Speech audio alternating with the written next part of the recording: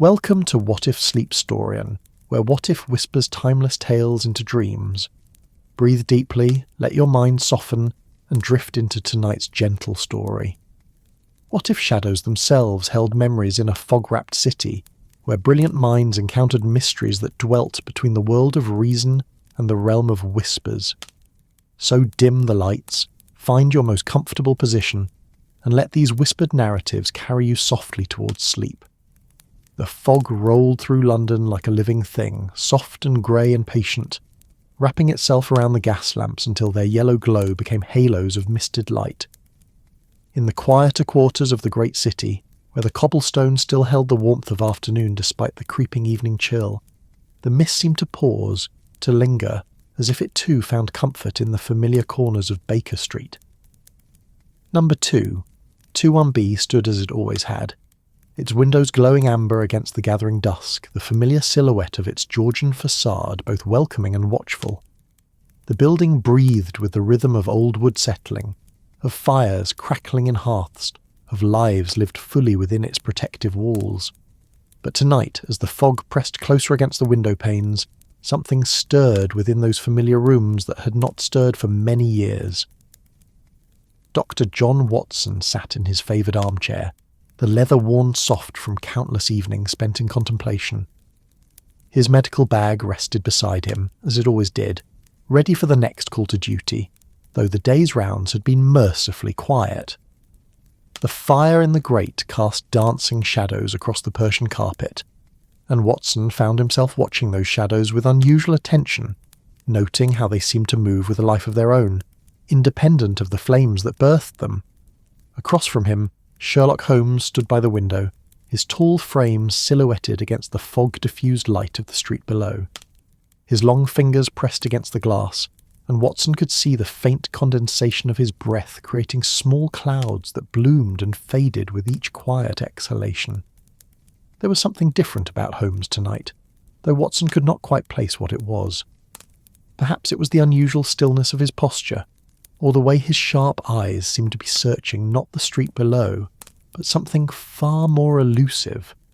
"The fog is uncommonly thick tonight," Watson observed, his voice carrying the comfortable cadence of old friendship. The words hung in the air between them, joining the subtle symphony of sounds that filled their shared space. The gentle hiss of the gas lamps, the distant clip-clop of a late hansom cab navigating the misted streets, the almost imperceptible whisper of settling wood.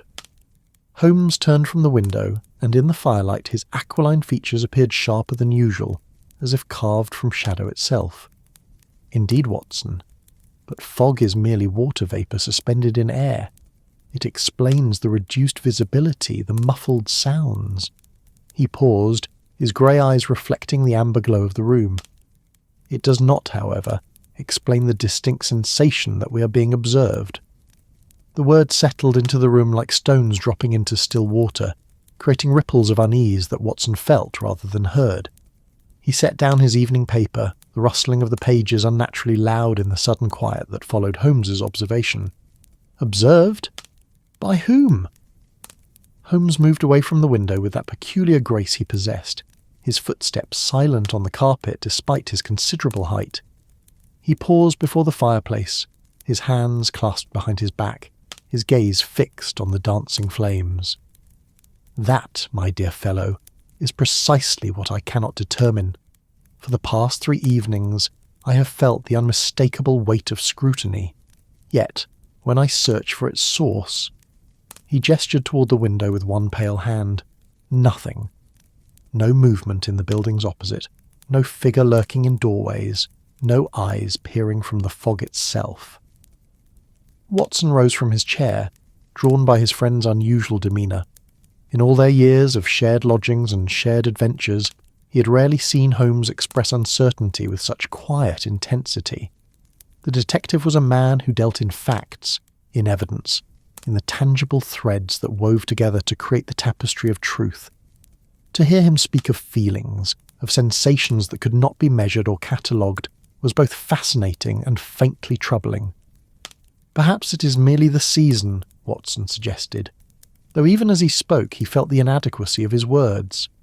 These October nights, With their early darkness and persistent mist, they can play tricks on the mind. Holmes smiled then, but it was a smile touched with something Watson had never seen before. Not doubt exactly, but a kind of gentle acknowledgement of mystery that defied his usual methods of investigation. "You may be correct, Watson, yet I have lived through many Octobers in these rooms, and never before has the very air seemed so—" He paused, searching for the right word. Expectant. As if summoned by Holmes's observation, a sound drifted through the apartment that made both men freeze. It was barely audible, no more than a whisper of movement, like fabric brushing against wood, or perhaps the softest of footsteps on carpet. It seemed to come from everywhere and nowhere, from the walls themselves carrying with it the faintest scent of lavender and old roses, flowers that had not bloomed in their rooms for as long as either man could remember. Watson felt the hair on his arms rise, though the fire burned warm and steady beside them. "Holmes," he said quietly, his physician's training keeping his voice level despite the peculiar flutter of his pulse. "Did you hear that?" Holmes had already moved toward the sound, his head tilted in that characteristic pose of intense listening. His eyes swept the room methodically, taking in every corner, every shadow, every possibility. "I heard it," he confirmed, his voice carrying the calm precision that Watson had come to associate with his friend's greatest moments of deduction. A sound, certainly, but created by what agency and for what purpose? The whisper came again, and this time it was clearer, more distinct. It seemed to emanate from the direction of Holmes's bedroom, carrying with it not just the scent of flowers, but something else, something that spoke of years long past, of memories held in the very fibres of the building itself. It was not quite a voice, not quite music, but something between the two, like a lullaby half remembered from childhood. Holmes moved toward his bedroom door with the measured gait of a man approaching a crime scene, his senses alert to every nuance of sight and sound. Watson followed, his hand instinctively checking for his service revolver, though what protection a weapon might offer against whispers and the scent of phantom flowers he could not say. The bedroom lay in shadow, illuminated only by the soft glow that spilled from the sitting room behind them. Holmes's bed stood neat and undisturbed, his few personal possessions arranged with the same methodical precision he brought to his work. Yet something was different. The air itself seemed thicker here, charged with a presence that made the small hairs on the back of Watson's neck stand on end. Holmes stepped into the room, and immediately both men noticed it. The temperature had dropped perceptibly, their breath becoming visible in small puffs of vapour, despite the warmth of the building's heating system. The cold was not merely physical, it carried with it an emotional weight, a sense of profound sadness that seemed to seep through their clothes and into their very bones. "Most remarkable," Holmes murmured, though his voice carried none of his usual satisfaction at encountering a puzzle. Instead, there was something almost reverential in his tone, as if he were standing in a place of great solemnity. The localized temperature differential suggests... He paused, his analytical mind clearly struggling with phenomena that defied rational explanation. "It suggests something beyond the scope of conventional science." Watson moved to stand beside his friend, and together they surveyed the room that had become suddenly foreign, suddenly charged with mystery. The shadows seemed deeper here, more substantial, as if they possessed weight and presence of their own. And within those shadows both men became aware of something that made them catch their breath in simultaneous wonder and unease. There, beside the window, stood the translucent outline of a figure. It was a woman, though her form flickered and wavered like candlelight disturbed by the gentlest of breezes. Her dress appeared to be of an earlier era, perhaps 30 or 40 years past, with the high collar and flowing skirts that had been fashionable in the middle years of the century. Her face was pale and beautiful, marked by an expression of infinite sadness, and her eyes held depths of sorrow that seemed to encompass decades of grief. She turned toward them with movements that seemed to occur outside the normal flow of time, as if each gesture was separated from the next by spaces of eternity. When her gaze met theirs, Watson felt a chill that had nothing to do with the supernatural cold that filled the room. It was the chill of recognition, though he knew with certainty that he had never seen this woman before, in life or in any other state. Holmes stepped forward, not with the aggressive curiosity that usually marked his investigations, but with the careful respect one might show to a stranger in distress. "Madam," he said softly, his voice carrying a gentleness that Watson had rarely heard from his analytical friend. "We mean you no harm. If you have some business in these rooms, some message you wish to convey." The figure's lips moved, though no sound emerged that either man could hear with their ears, yet somehow in the deepest part of their consciousness they both became aware of words, spoken in a voice like wind through autumn leaves. "He is coming. He must be stopped. The children, the innocent children." And then she was gone, vanishing so completely that both men might have doubted her presence entirely, were it not for the lingering scent of lavender and roses and the profound silence that followed her disappearance, a silence so complete it seemed to ring in their ears like the aftermath of thunder. Watson sank into the chair beside Holmes's writing desk, his medical training warring with what his eyes had unmistakably witnessed. "Holmes," he said finally, his voice barely above a whisper, "what just occurred defies every principle of natural philosophy I have ever studied." Holmes remained standing by the window where the apparition had appeared, his keen eyes examining the space as if he might discover some residual trace of her presence. "Indeed, Watson, yet the evidence of our senses cannot be discounted simply because it challenges our preconceptions about the nature of reality." He turned from the window, and Watson was struck by the change in his friend's demeanour. The fierce intellectual pride that usually marked Holmes's approach to mysteries had been replaced by something more humble, more open to possibilities beyond the purely rational. "The question before us," Holmes continued, moving back toward the sitting room, "is not whether what we witnessed was genuine. Clearly, it was a shared experience with consistent details. The question is what it signifies. What purpose brought that troubled spirit to manifest in our presence?" They returned to their chairs by the fire, though both men found it difficult to settle into their usual comfortable routine. The warmth that had made their lodging so welcoming now seemed insufficient against the chill that had settled into their bones. Watson poured himself a measure of whisky from the decanter on the side table, and after a moment's consideration poured another for Holmes. "Her words," Watson said, accepting the glass with a slight nod of thanks, "spoke of children in danger, and someone, he, who must be stopped. Do you suppose this refers to some present threat, or are we witnessing echoes of tragedies long past?" Holmes settled into his chair, but his posture remained alert, ready to spring into action at the slightest sound. "The temporal nature of spectral manifestations is, I confess, outside my usual area of expertise," he admitted with a rueful smile.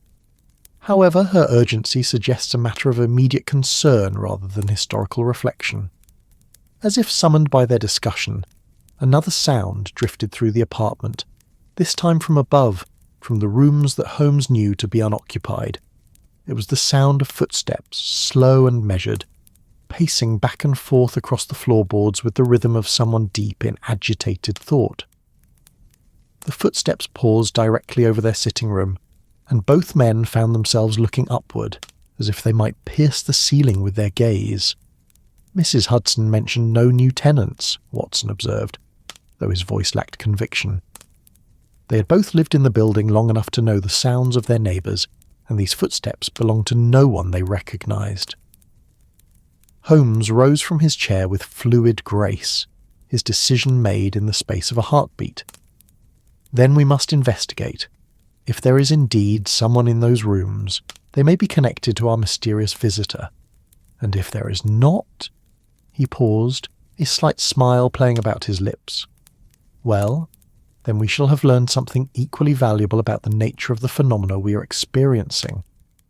The corridor outside their apartment lay in deep shadow, illuminated only by the single gas lamp at the head of the stairs.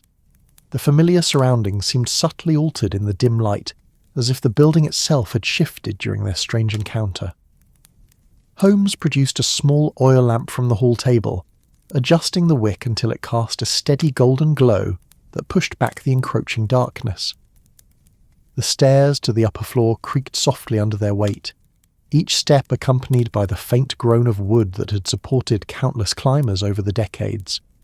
The sound of their ascent seemed unnaturally loud in the quiet building, yet when they paused to listen, the footsteps above continued their steady pacing, apparently unaffected by their approach.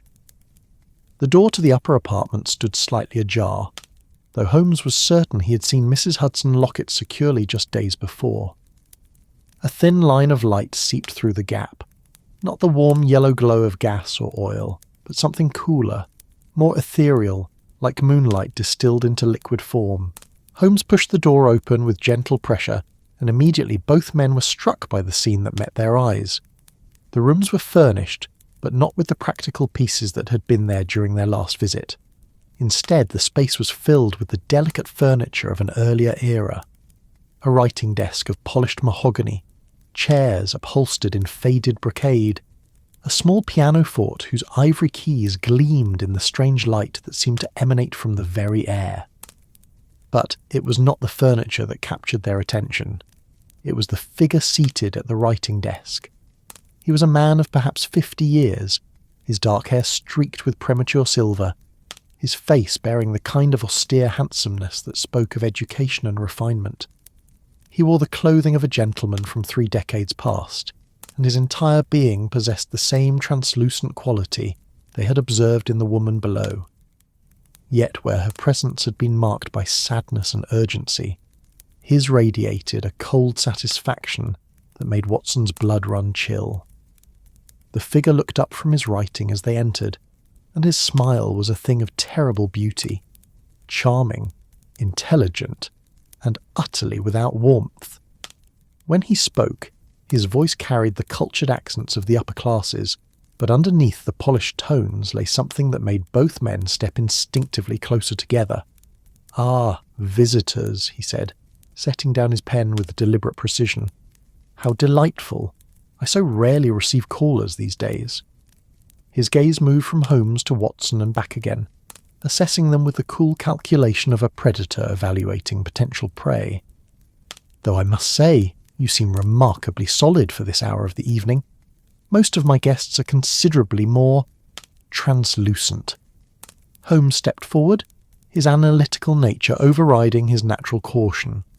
"Sir, we are residents of this building, and we have cause to believe that your presence here may be connected to certain unusual occurrences in our apartments below." The figure's smile widened, revealing teeth that seemed too white, too perfect. "Unusual occurrences? How wonderfully euphemistic. I suppose you mean my dear Sarah's persistent attempts to interfere with my work?" He gestured toward the papers on his desk, and Watson caught a glimpse of handwriting that seemed to shift and writhe even as he looked at it. She never could accept that some knowledge is worth any price, that some pursuits justify any sacrifice. "Sarah?" Watson asked, though something deep in his chest told him he already knew the answer. "My beloved wife," the figure replied, though the word beloved carried undertones that made it sound more like a curse. She had such a tender heart, so concerned with the welfare of others. It was ultimately her greatest weakness. He stood from the desk and his form seemed to solidify slightly, becoming more present, more threatening. She could never understand that progress requires materials, that certain studies demand subjects who cannot give their consent. The temperature in the room plummeted, and frost began to form on the windows despite the mild October night outside.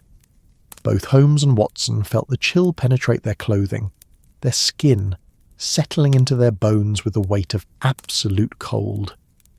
But worse than the physical discomfort was the growing understanding of what they were encountering. Not merely a spirit, but the lingering essence of something that had been monstrous in life.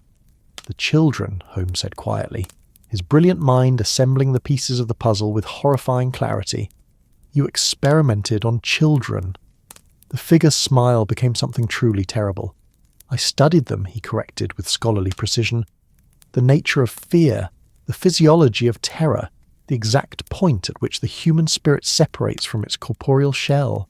Such valuable research, and all of it conducted in the privacy of these very rooms. He gestured around the ghostly apartment with evident pride, until dear Sarah discovered my work and, in her misguided compassion, attempted to end it. Watson felt his medical oath burning in his chest like a physical pain. Everything this creature described was anathema to his calling, to his very nature as a healer. "You murdered children," he said, his voice steady despite the rage building within him. "In the name of knowledge, you tortured and killed innocent victims." "I advanced the boundaries of human understanding," the figure replied with scholarly detachment. "The children were merely the tools of that advancement. Sarah could never comprehend the greater good that was served by individual sacrifice." His expression grew contemplative, though I must admit her interference did lead to a most interesting conclusion to my research. When she attempted to poison my evening tea, such a domestic method of execution, I was afforded the opportunity to observe the transition from her, perspective as well as my own. The room grew colder still, and now both men could see their breath forming clouds of vapour with each exhalation. But the cold was not merely physical. It carried with it the weight of profound evil, of acts so heinous that they had left an indelible stain upon the very fabric of reality. Holmes stepped forward, not with aggression, but with the calm authority of a man accustomed to confronting the worst aspects of human nature. "And now you find yourself bound to this place, unable to move on to whatever judgment awaits you." The figure's smile faltered for the first time, revealing something like uncertainty beneath his polished confidence. "Bound, yes, but not inactive. The barriers between the worlds grow thin in certain seasons, in certain conditions, and when they do, I find I can reach out, can influence, can continue my work in new and fascinating ways." Watson felt a chill that had nothing to do with the supernatural cold filling the room. "What do you mean?" "The children of this generation are so much more trusting than those of my era," the figure replied, his terrible smile returning. "And the methods of reaching them are so much more sophisticated. A word whispered in the right ear, a suggestion planted in a susceptible mind, and suddenly new subjects presented themselves for study. The research continues, though the methodology has evolved." Holmes and Watson exchanged a look of shared understanding and determination.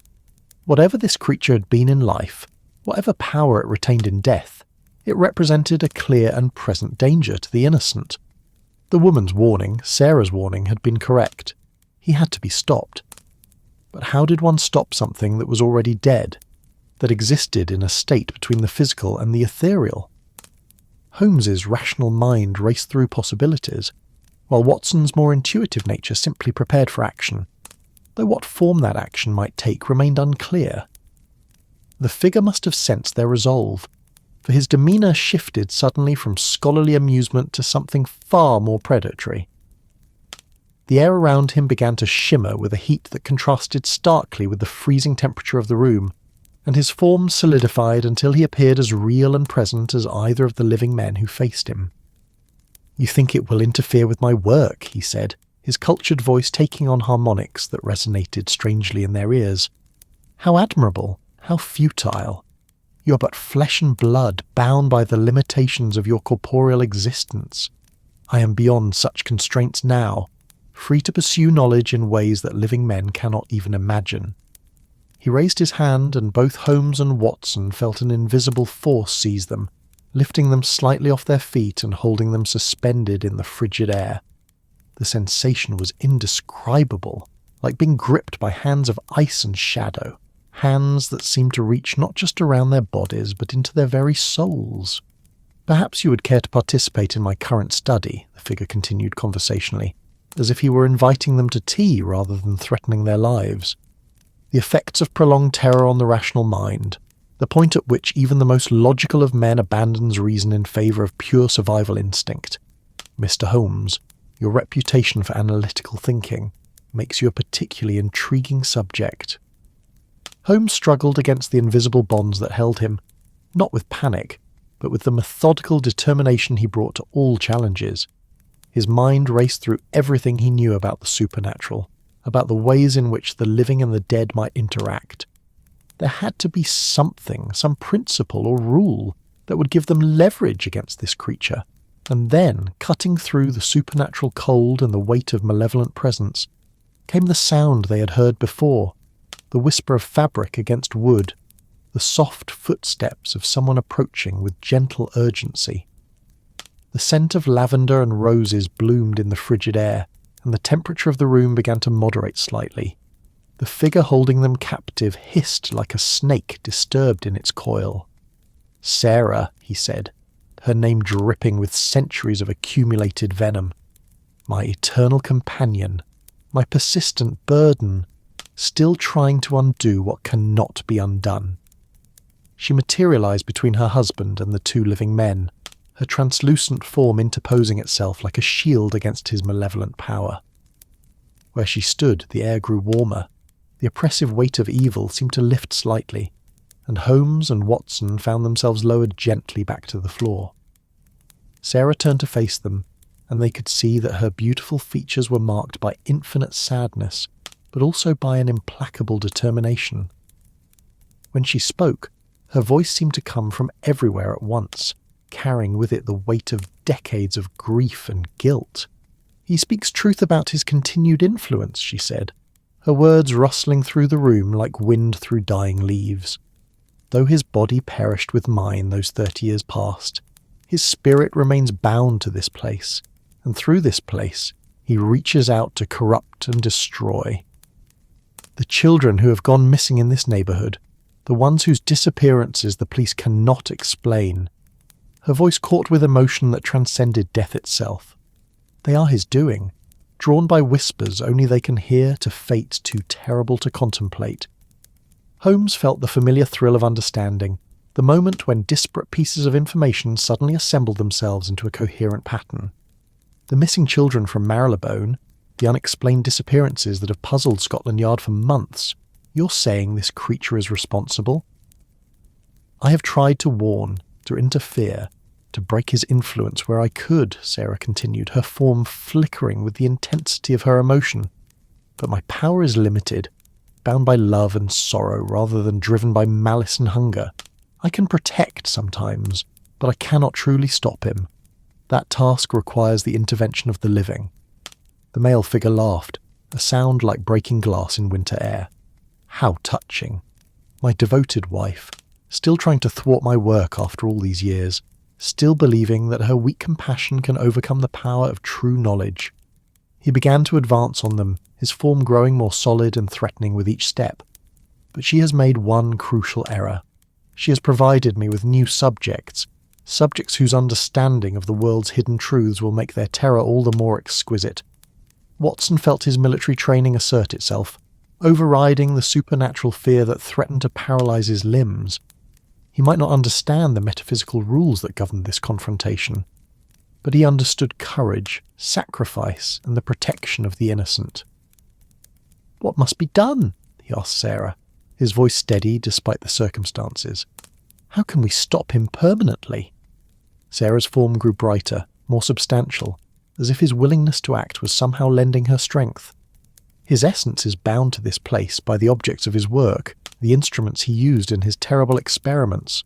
They are hidden still somewhere within these walls, drawing him back and anchoring his spirit to the physical world. If they could be found and destroyed." "The fire," Holmes said suddenly, his analytical mind seizing on the solution with characteristic swiftness. "If we could locate these artifacts and expose them to flame, the binding would be broken." "Clever," the malevolent figure admitted, though his tone held no admiration. "But futile. Do you think I would leave such items where they might be easily discovered? They are protected, hidden, warded by 30 years of accumulated malice. You would die in the attempt to find them, and your deaths would only add to my power." But even as he spoke, Sarah moved toward the far wall of the room, her ethereal form passing through furniture and shadow with equal ease. She gestured toward what appeared to be a solid section of plaster and timber. "Behind the wall," she whispered urgently. "He built a hidden chamber where he kept his instruments, his records, his trophies. The entrance is concealed, but it remains. Holmes immediately began examining the wall she had indicated, his practiced eye searching for signs of construction, for the telltale marks that would indicate a hidden passage. His fingers traced the surface of the plaster, feeling for variations in texture or density that might reveal the opening mechanism. "You will find nothing," the creature said with confident malice. "The secret dies with me, and I am beyond your reach." But Holmes had spent years studying the hidden places where criminals concealed their secrets, and his examination of the wall was guided by decades of experience in uncovering the concealed and the forbidden. His fingers had found a section of moulding that sat slightly proud of the surrounding woodwork, and when he pressed it, a section of the wall swung silently inward, revealing a narrow chamber beyond. The space that was revealed made both men recoil in horror and disgust. The chamber was small, no larger than a closet, but its contents spoke of years of systematic torture and murder. Shelves lined the walls, bearing instruments of precision and pain, scalpels and bone saws, restraints designed for small limbs, notebooks filled with observations recorded in the same handwriting they had seen on the desk. But most horrible of all were the items on the higher shelf, small personal effects that had once belonged to children. A wooden toy soldier, its paint worn away by loving hands. A small ribbon, once bright blue but now faded to grey. A child's shoe, so tiny it might have fit a toddler. Each item represented a life cut short, a future destroyed in the name of monstrous curiosity. Watson, his medical training warring with his human revulsion, stepped into the chamber and began gathering the artifacts. "These must be destroyed," he said, his voice tight with controlled emotion. "Every trace of his work must be eliminated." The creature let out a howl of rage that seemed to shake the very foundations of the building. "You dare defile my life's work. You ignorant fools, you cannot comprehend the significance of what you seek to destroy." But his protests grew weaker as Watson carried the artifacts back into the main room, where Holmes was already preparing a fire in the small grate. Sarah moved to help them, her ethereal hands somehow able to grasp and move the objects of her husband's evil work. As each item was placed in the growing flames, her form seemed to grow brighter, more substantial, while her husband's presence began to fade. "The notebooks," Holmes said urgently, feeding the pages to the fire one by one. "The records of his experiments must not be allowed to survive, to inspire others to similar atrocities." The creature made one last desperate attempt to stop them, lunging forward with supernatural speed and fury. But his form passed through them harmlessly now, his power broken by the destruction of the anchors that had bound him to the physical world. His howl of frustrated rage echoed through the room, growing fainter with each passing moment. "This is not the end," he called out, as his form began to dissolve like mist in morning sunlight. "Knowledge cannot be destroyed, only delayed. Others will take up my work, will push beyond the boundaries of conventional morality to achieve true understanding." But Sarah was there to meet him as his essence finally began to fade, her own form solid and radiant in the firelight. "No," she said with quiet finality, "your time is over. The children you harmed have found peace, and those you would have harmed are protected now. Go to whatever judgment awaits you, and trouble this world no more." The malevolent presence that had filled the room dissipated like smoke, leaving behind only the scent of burned paper and the profound silence of a wrong finally set right. Sarah turned to Holmes and Watson, her face radiant with gratitude and relief. "Thank you," she said, her voice barely a whisper now. "For 30 years I've fought to contain his influence, to protect the innocent from his reach. You have given me the peace I could never find alone." She began to fade as well, but slowly, gently, like a sunset over calm water. "The children are safe now. The missing will be found, alive and unharmed, with no memory of their ordeal. And the dead," her voice grew softer still, "the dead are finally at rest." And then she too was gone, leaving Holmes and Watson alone in the empty apartment with the dying fire and the profound sense of a burden lifted from the world. They descended the stairs in contemplative silence, each man processing the events of the evening in his own way. When they reached their own sitting room, still warm and welcoming despite all that had transpired, Watson poured fresh glasses of whisky, and they settled into their familiar chairs. "The rational mind rebels against what we have witnessed tonight," Holmes said finally, staring into the depths of his glass. "Yet the evidence of our senses cannot be denied. We have encountered something that exists beyond the boundaries of conventional science." Watson nodded slowly. And yet, in the end, the solution was entirely practical. Evil had to be confronted regardless of its nature or origin. The innocent had to be protected. The methods may have been unusual, but the principles were as old as humanity itself. Holmes smiled, and for the first time in hours his expression held its familiar warmth. "Indeed, Watson. Perhaps that is the true lesson of this evening, that while the forms evil may take are beyond our comprehension, our obligation to oppose it remains constant." Outside their windows the fog was beginning to lift, revealing the familiar gas-lit streets of their beloved London. The city settled into its nighttime rhythm of distant sounds and gentle movements, no longer charged with the supernatural tension that had marked the early evening. In apartments and houses throughout the neighbourhood, children slept safely in their beds, protected now from threats they would never know they had faced. Mrs. Hudson appeared at their door the following morning with her usual cheerful demeanour and a breakfast tray laden with fresh bread and jam. She made no mention of unusual sounds in the night, no reference to the empty apartment upstairs that had stood vacant for 3 decades. Some secrets, Holmes and Watson realised, were meant to be kept by those who had witnessed them, shared only between friends who had faced the impossible together. The mystery of the missing children of Marylebone was resolved within days, as Sarah had promised. They were found safe and unharmed, with no memory of where they had been or what had befallen them. The official records would list their recovery as an unexplained but fortunate conclusion to a troubling case. Only Holmes and Watson knew the true story behind their salvation. In the weeks that followed, 221B Baker Street settled back into its familiar rhythms of domestic comfort and professional intrigue.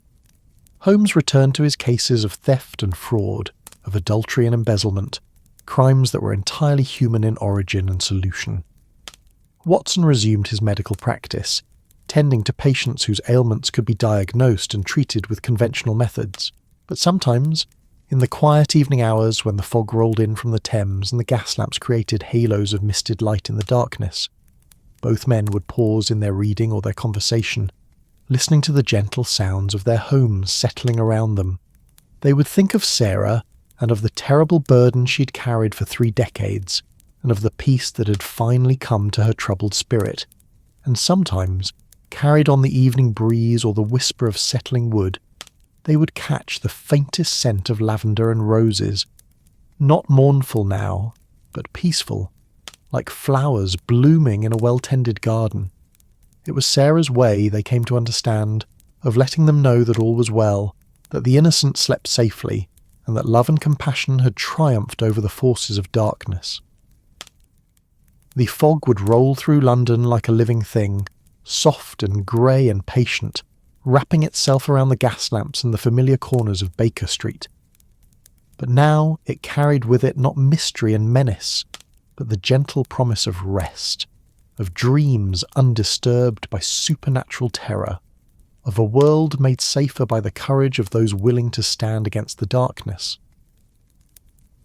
In his private journal, Watson would later write, "Of all the cases that Holmes and I have shared, none has challenged my understanding of reality more profoundly than the affair of the ghost of 221B Baker Street.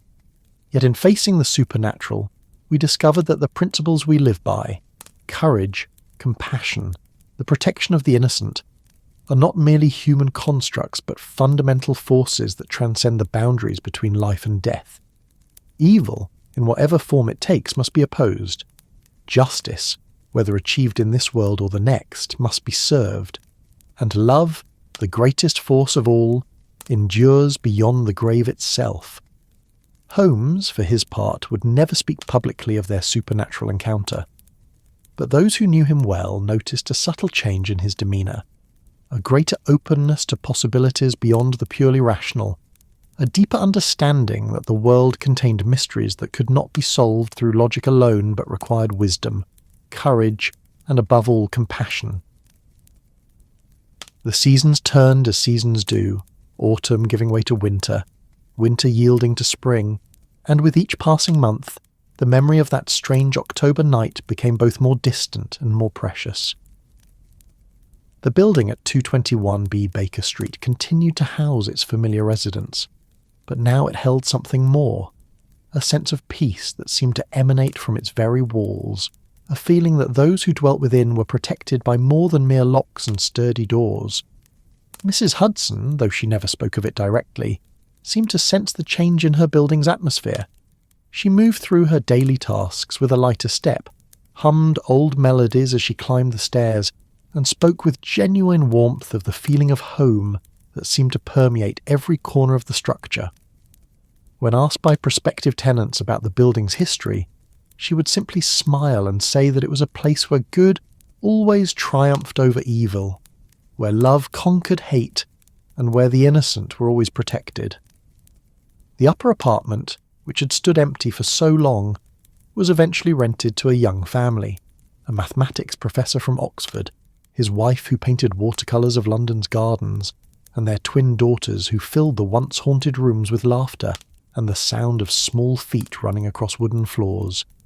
The children, perhaps 5 or 6 years old, would sometimes tell their parents about the nice lady who visited their room at night, who smelled like flowers and sang them gentle lullabies when storms made the windows rattle. Their parents, being modern and rational people, attributed these stories to the vivid imaginations of children adjusting to a new home. But Holmes and Watson, when they heard these tales from Mrs. Hudson over tea, exchanged knowing glances and smiled. Sarah had found her peace, but more than that, she had found her purpose, not as a guardian tormented by past failures, but as a protector watching over the young lives that filled her former home with joy.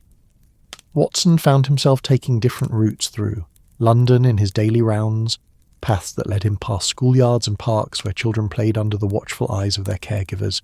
He would pause sometimes, listening to their laughter, watching their innocent games, and feel a profound sense of satisfaction, knowing that these young lives were safe from the predator who had once stalked the shadows of their neighbourhood. Holmes, meanwhile, noticed that his cases seemed to flow more smoothly, that witnesses were more forthcoming, that the threads of evidence wove themselves together with unusual clarity. It was as if the very act of confronting supernatural evil had somehow aligned him more perfectly with the forces of justice, making him a more effective instrument of truth and righteousness. But perhaps the most significant change was in their evening routine, where once they had sat by their fire in comfortable companionship, now they found themselves drawn into deeper conversations about the nature of existence, about the responsibilities that came with knowledge, about the ways in which love and compassion could transcend even death itself. "Do you ever wonder," Watson asked one evening, as the first snow of winter began to fall outside their windows, "what becomes of us after we leave this world? Whether consciousness truly ends with the cessation of bodily functions, or whether something essential continues?"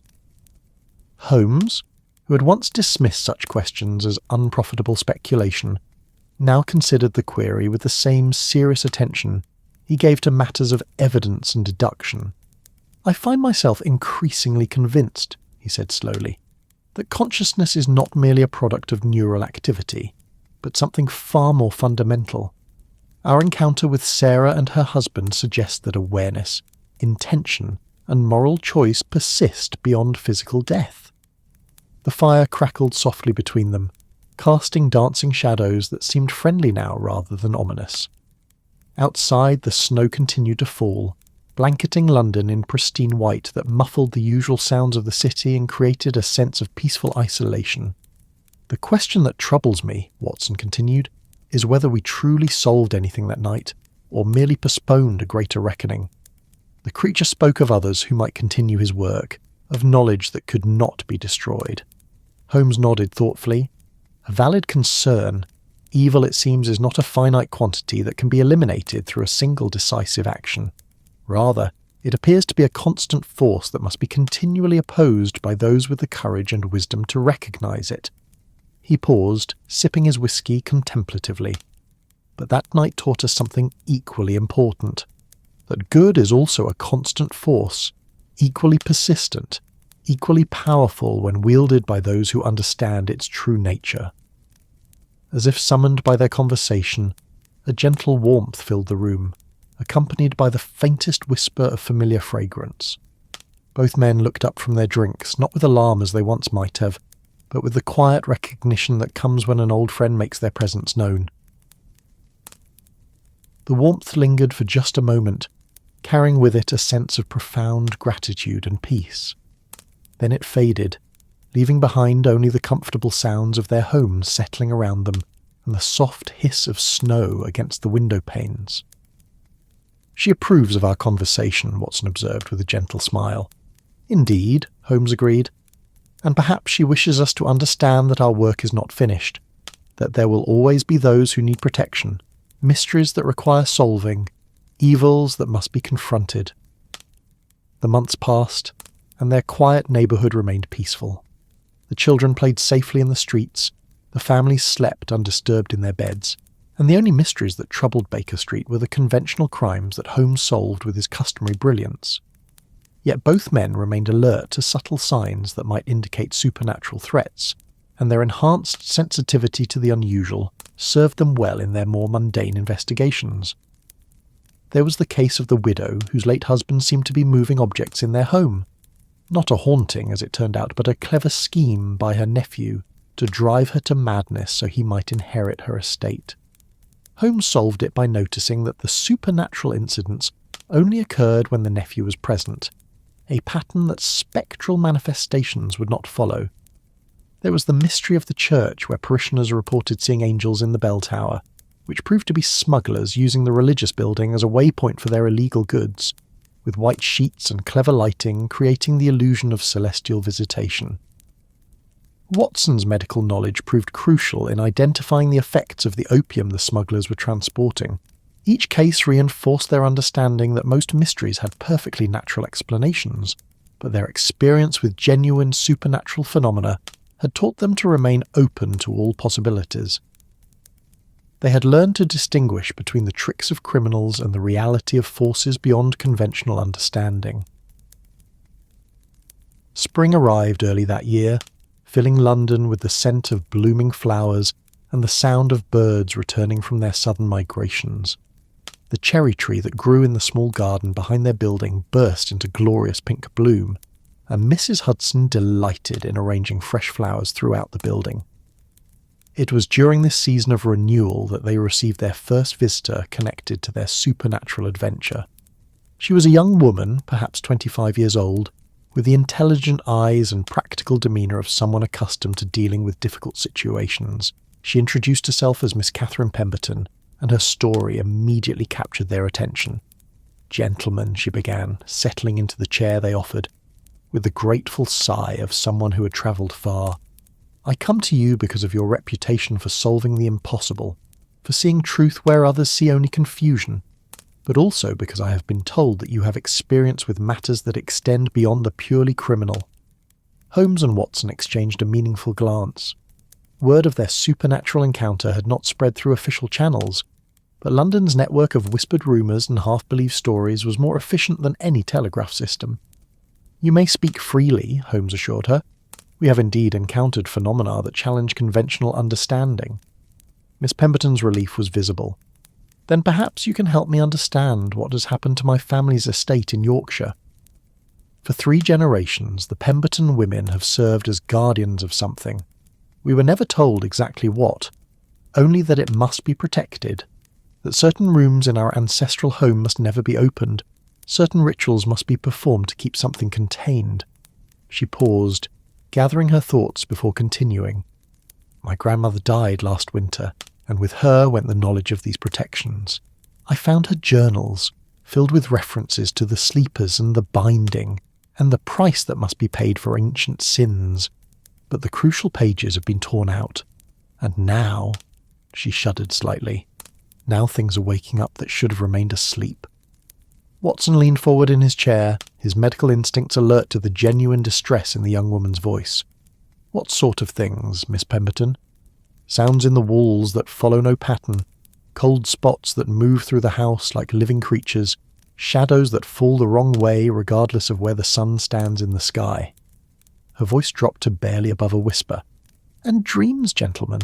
Dreams that come to everyone who sleeps within those walls. Dreams of a great darkness rising from beneath the earth, of something that was buried long ago but refuses to stay dead." Holmes rose and moved to the window, his mind already working through the implications of what they were hearing. The view of Baker Street, bustling with normal afternoon activity, seemed suddenly precious, a reminder of the ordinary world that existed alongside the extraordinary one they had glimpsed. "You believe that your family has been guarding against some supernatural threat," he said thoughtfully, "and that the failure to properly maintain these protections has allowed this threat to begin manifesting." "I know how it sounds," Miss Pemberton said quickly, "but I have seen what I have seen. More troubling still, I have begun to research the history of our estate and what I have discovered." She opened her travelling bag and withdrew a folder thick with documents. "The land has a history of disappearances going back centuries, entire families vanishing without trace, livestock found dead in patterns that suggest ritual sacrifice, reports of creatures seen moving between the standing stones that dot our property." Watson accepted the folder and began examining its contents, his trained eye taking in dates, locations and patterns. "These incidents cluster around specific time periods," he observed. "Roughly every 30 years, sometimes less." "Exactly." Miss Pemberton's voice carried both relief at being believed and fear at the implications. "And according to my grandmother's surviving notes, we are approaching the end of another cycle. The protections that have held for 3 decades are weakening, and I lack the knowledge to renew them." Holmes returned to his chair, his expression grave. "Miss Pemberton, what you're describing suggests a situation of considerable supernatural significance. If your family has indeed been serving as guardians against some ancient evil, then the failure of the guardianship could have consequences extending far beyond your estate." The young woman nodded miserably. "That is my fear as well. The dreams that plague anyone who sleeps in the house, they are not random nightmares. They seem to be communications, warnings, or perhaps promises of what is to come. And recently they have begun to include visions of London, of this very street. Whatever is stirring in Yorkshire, it has fixed its attention on this place." A chill settled over the room that had nothing to do with the temperature, and both Holmes and Watson felt the familiar prickle of supernatural awareness they had learned to recognise. Outside their window, the afternoon shadows seemed to deepen despite the bright spring sunshine, and the cheerful sounds of the street became muffled and distant.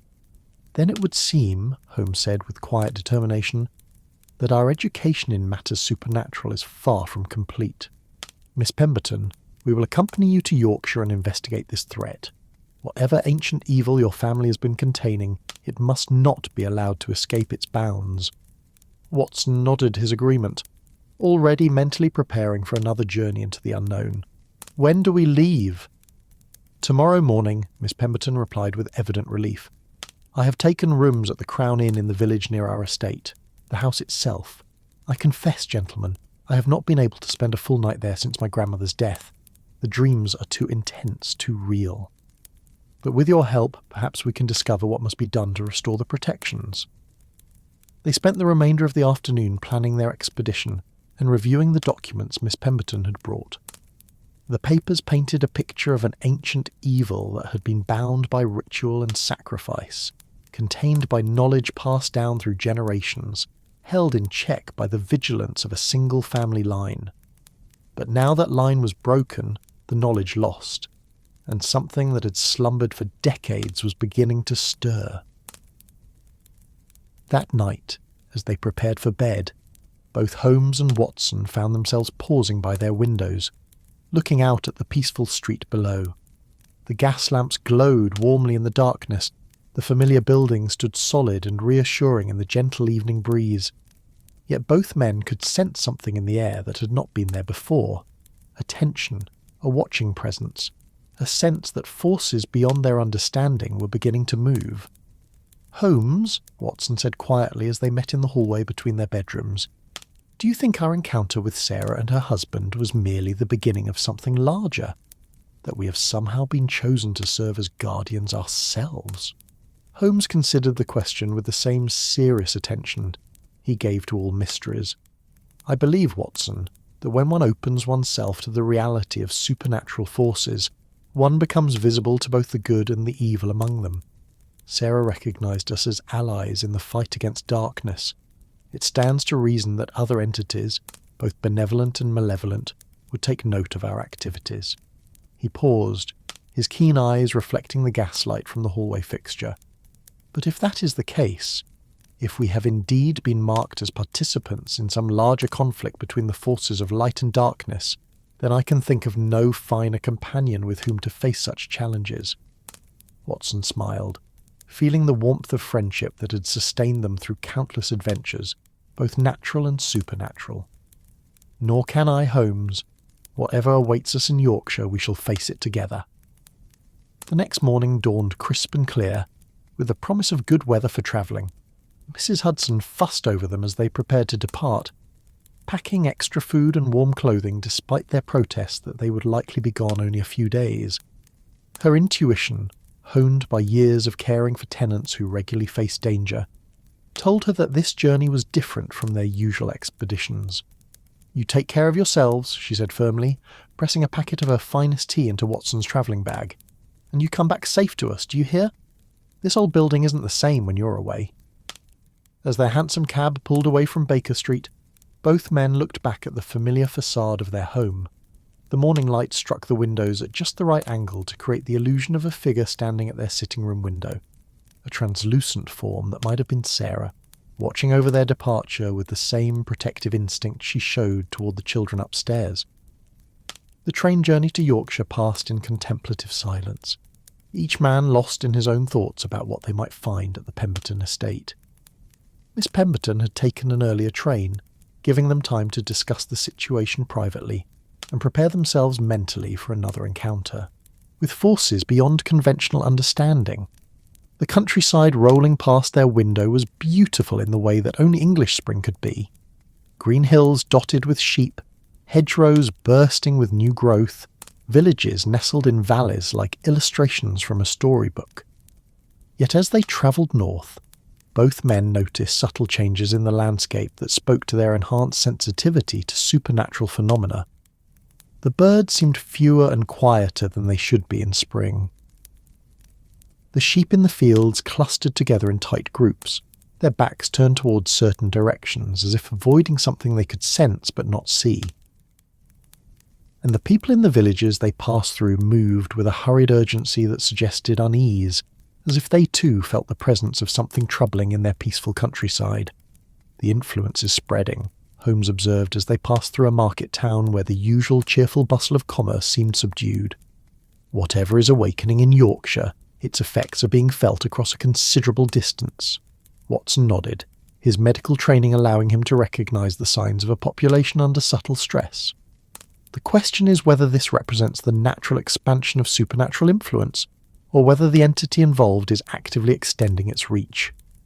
The train pulled into their destination as the sun was beginning to set behind the Yorkshire hills, painting the sky in shades of orange and gold that would have been beautiful under other circumstances.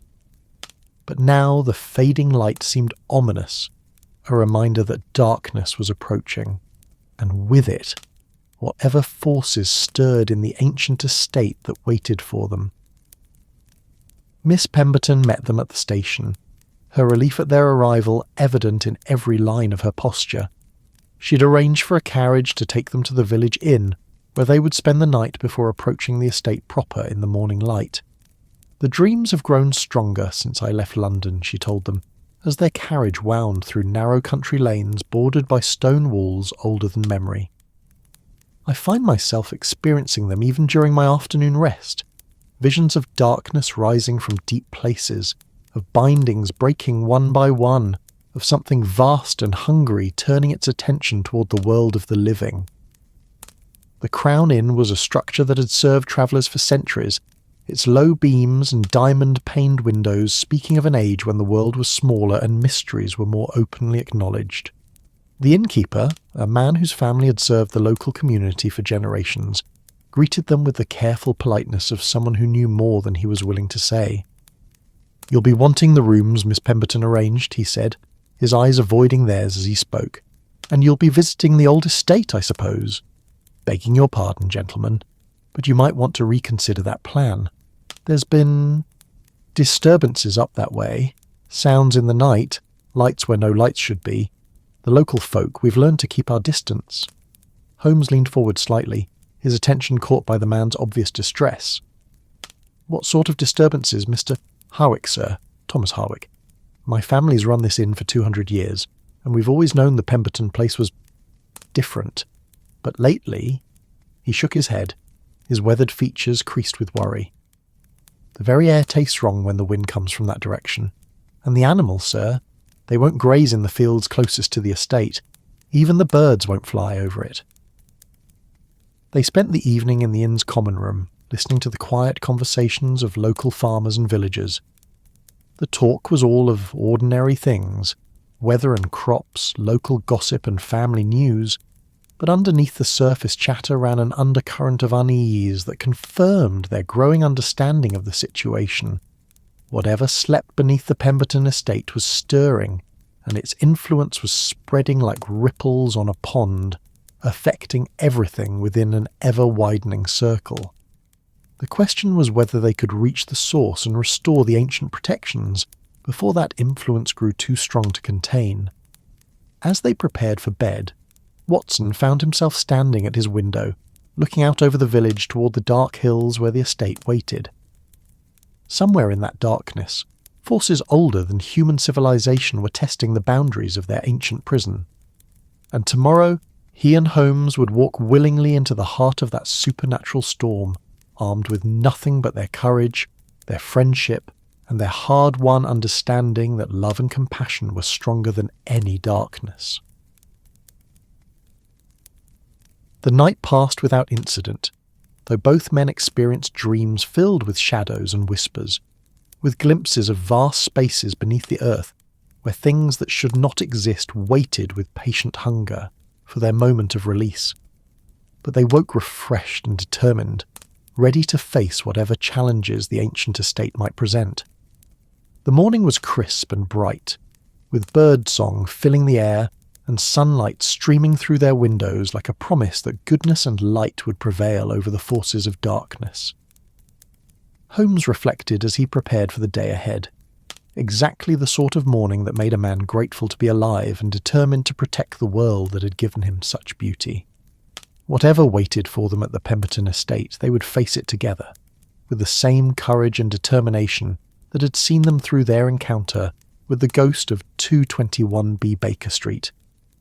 And when their work was done, they would return to their comfortable lodgings, to their familiar routines, to their quiet evening conversations by the fire, carrying with them the knowledge that they had played their part in keeping the world safe from forces beyond ordinary comprehension. The adventure was about to begin, and the peaceful sounds of the Yorkshire morning were the last notes of ordinary reality they would hear for some time to come. The carriage that Miss Pemberton had arranged arrived precisely at 9 o'clock, driven by an elderly man whose weathered hands gripped the reins with the kind of steady competence that came from decades of navigating country roads. His eyes, however, held the same troubled expression they had seen in the innkeeper's gaze, and when Holmes inquired about the route to the estate, the driver's response was curt and laden with unspoken warnings. "I'll take you as far as the main gate, sir," he said, his Yorkshire accent thick with generations of local wisdom. "But I won't be staying, and I won't be coming back for you after sunset. The horses, they don't like the atmosphere up there, and neither do I." As they travelled deeper into the countryside, the landscape around them began to change in subtle but unmistakable ways. The hedgerows, which had been bursting with spring growth near the village, became sparser and somehow less vibrant. The grass in the fields took on a greyish tinge that seemed to have nothing to do with the quality of soil or the amount of sunlight it received. Even the stones in the ancient walls that bordered the road appeared darker, as if they had absorbed decades of shadow and refused to release it. Miss Pemberton sat across from them in the carriage, her hands folded tightly in her lap, her eyes fixed on the passing landscape with an expression of deep apprehension. "You can feel it, can't you?" she asked quietly, as they passed a cluster of standing stones that rose from a hilltop like broken teeth against the morning sky, the wrongness that permeates everything within miles of the estate. Watson nodded, his medical training allowing him to recognise the physical symptoms of prolonged exposure to supernatural influence. His own pulse had quickened slightly, and he could feel a tension in his chest that had nothing to do with the motion of the carriage or anticipation of the day ahead. It was as if the very air around them had become thicker, more oppressive, charged with an energy that set his nerves on edge. Holmes, meanwhile, had withdrawn into that state of intense observation that marked his approach to all mysteries.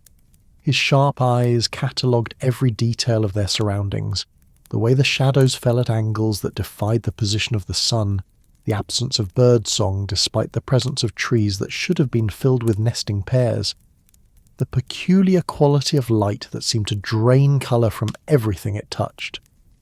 "The influence extends much further than I initially calculated," he murmured, more to himself than to his companions.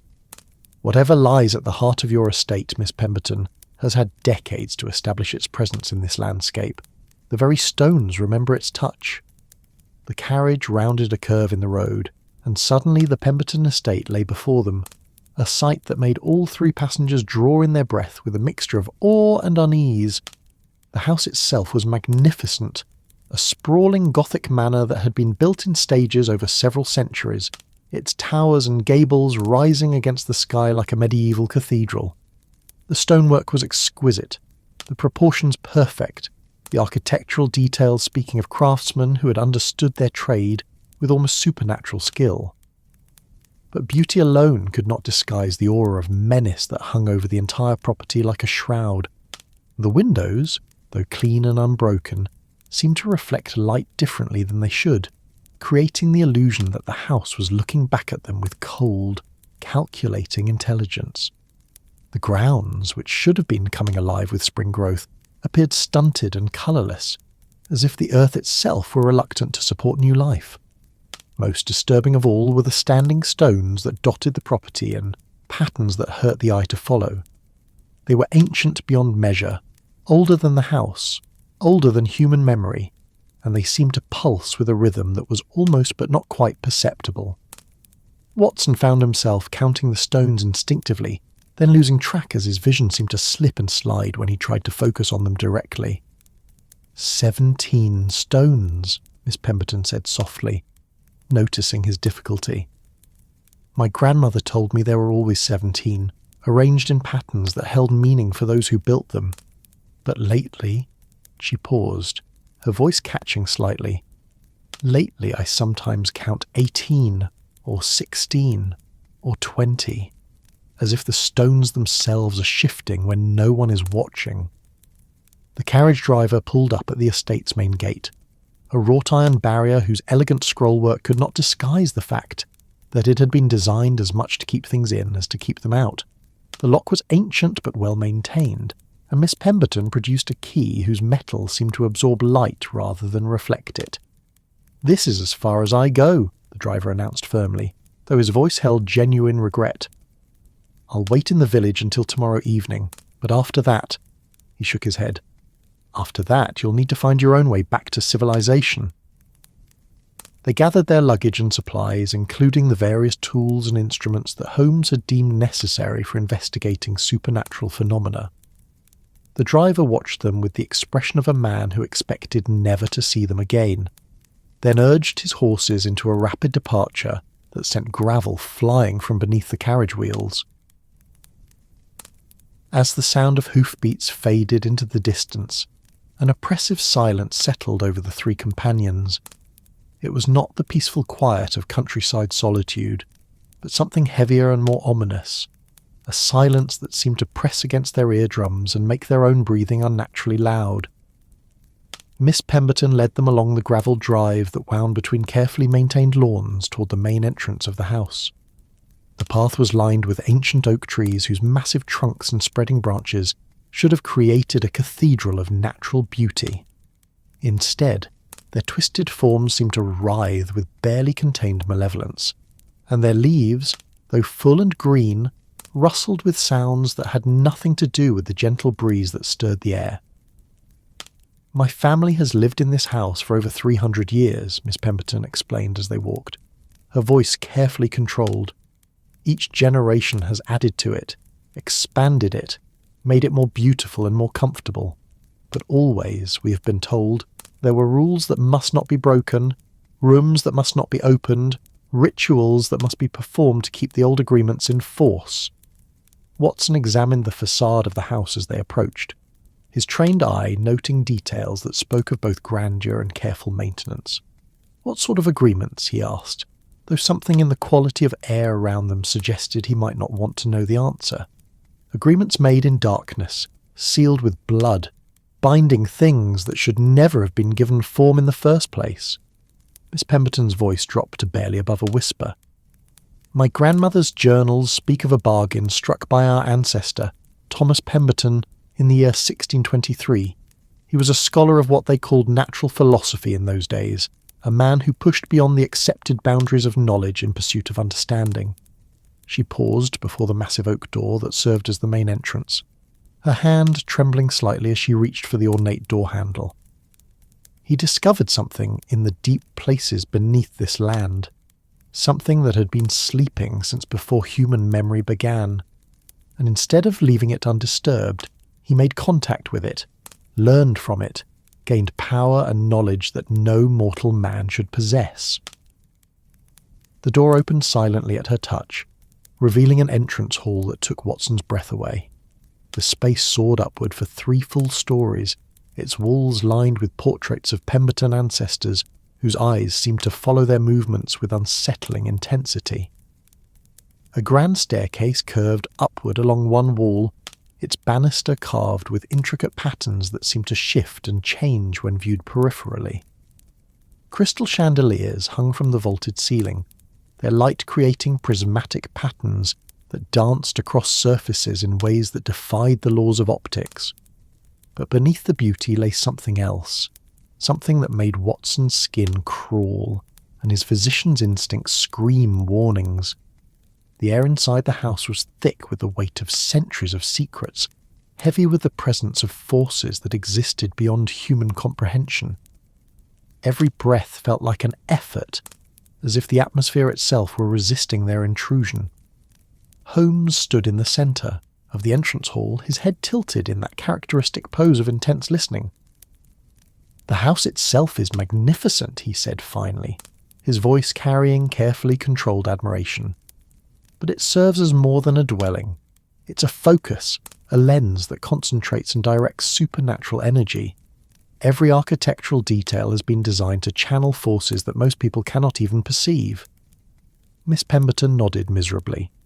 That was Thomas Pemberton's genius and his curse. He didn't just build a house, he created a machine for containing and controlling powers that existed long before humanity walked the earth. And for nearly 3 centuries his descendants have maintained that machine, kept it functioning, prevented those powers from breaking free. She led them deeper into the house, through rooms filled with furniture and artwork that represented generations of refined taste and considerable wealth. But everywhere they looked, both Holmes and Watson could see evidence of the house's true purpose. Mirrors were positioned at precise angles that had nothing to do with convenience or aesthetics. Carpets bore patterns that were clearly ritual symbols rather than mere decoration. Even the placement of windows seemed calculated to allow specific amounts of light to fall on particular areas at certain times of day. "The heart of the system lies below," Miss Pemberton explained as they reached what appeared to be a comfortable drawing room on the house's ground floor. Beneath the oldest part of the structure, there are chambers that were carved from living rock before the first foundation stone was laid. That's where Thomas Pemberton made his bargain, where each succeeding generation has renewed the agreements that keep the darkness contained. Watson settled into a chair that was far more comfortable than its ancient appearance suggested, but even the luxury of fine upholstery could not dispel the sense of unease that permeated the very air of the room. "And you believe these agreements are failing?" "I know they are." Miss Pemberton's voice carried the weight of certainty born from direct experience. The dreams began 3 months ago, just after my grandmother's funeral. At first, they were merely unsettling, visions of vast spaces beneath the earth, of things that moved in absolute darkness, of whispers in languages that predated human speech. But they have grown stronger, more detailed, more communicative. She moved to a writing desk in the corner of the room and withdrew a leather-bound journal whose pages were covered with her careful handwriting. I have been recording everything, the dreams, the physical phenomena, the changes in the atmosphere of the house and grounds. The pattern is unmistakable. Something is awakening, testing the boundaries of its imprisonment, searching for weaknesses in the bonds that have held it for centuries. Holmes accepted the journal and began reading, his sharp eyes moving quickly over the detailed observations Miss Pemberton had recorded. Watson could see his friend's expression growing increasingly grave as he absorbed the implications of what he was reading. The manifestations follow a clear progression, Holmes observed after several minutes of concentrated study. Beginning with subtle influences, temperature variations, unexplained sounds, sensory distortions, and building toward more direct supernatural phenomena, if the pattern continues, we can expect increasingly powerful demonstrations as the binding constraints weaken further. As if summoned by his words, a sound echoed through the house that made all three of them freeze in their chairs. It was barely audible, no more than a whisper of movement, but it seemed to come from everywhere at once, from the walls, from the floor beneath their feet, from the very air around them. It carried with it an undertone of vast patience and malevolent intelligence that made Watson's medical training suddenly seem woefully inadequate. Miss Pemberton had gone pale, her hands gripping the arms of her chair with white-knuckled intensity. "That sound," she whispered, her voice barely audible. "I hear it in my dreams, but never before while awake.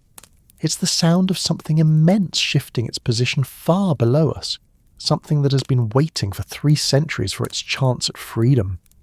Holmes rose from his chair with a fluid grace that marked his moments of greatest alertness. His eyes swept the room methodically, searching for any visible sign of the presence they had heard, but finding nothing that could account for the sound or the oppressive weight that now filled the atmosphere. "Miss Pemberton," he said quietly, his voice carrying the calm authority that Watson had learned to associate with his friend's most dangerous moments. "I believe the time for preliminary investigation has passed. We must examine the chambers beneath the house immediately. Whatever forces your ancestor bound are stirring more rapidly than your observation suggested." The young woman nodded, though her fear was evident in every line of her posture. "The entrance to the lower levels is through the library. My grandmother showed me the mechanism years ago, though she forbade me ever to use it without her presence. She said the deep chambers were too dangerous for anyone who lacked the full knowledge of the protections.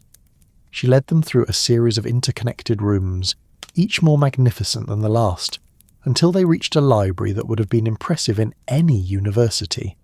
The walls were lined from floor to ceiling with books in a dozen languages, their leather bindings speaking of centuries of careful preservation. But it was not the collection that captured their attention. It was the massive fireplace that dominated one wall, its mantelpiece carved with symbols that seemed to writhe and shift when viewed directly. Miss Pemberton approached the fireplace with obvious reluctance, her hands moving to specific points on the carved stone with the precision of someone following memorized instructions. As she pressed each symbol in sequence, they could hear the sound of hidden mechanisms engaging deep within the walls, gears turning, counterweights shifting, ancient engineering responding to commands that had been built into the very structure of the house. With a sound like distant thunder, a section of the floor beside the fireplace began to sink downward, revealing a stone staircase that descended into darkness, so complete it seemed to swallow the light from their oil lamps. The air that rose from the opening was thick with the scent of ages, not decay or corruption, but something far older and more disturbing, the smell of time itself made manifest. Holmes produced a more powerful lantern from their supplies and adjusted its flame until it cast a steady circle of illumination around them. "Watson," he said formally, "I must warn you that what we are about to encounter may challenge every principle of natural philosophy you have ever studied. If you wish to remain above ground..." "My dear Holmes," Watson interrupted with a smile that held more courage than confidence, "I did not accompany you this far to abandon you at the threshold of discovery. Besides," he added, with the dry humour that had sustained him through countless adventures, "my medical training may prove useful if we encounter anything that was once human." Miss Pemberton took up a lamp of her own, though her hands shook slightly as she lit it. "The stairs descend 3 full levels," she explained, her voice echoing strangely in the confined space. "The first level contains storage chambers and the mechanical systems that regulate temperature and air circulation throughout the upper house.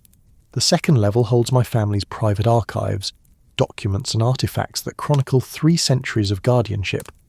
But the third level—" She paused, gathering her courage before continuing. "The third level is where Thomas Pemberton built his workshop, where he conducted his experiments, where he made contact with forces that should have remained forever unknown to human consciousness. It's also where the binding was created, the ritual space where each generation has renewed the agreements that keep those forces contained.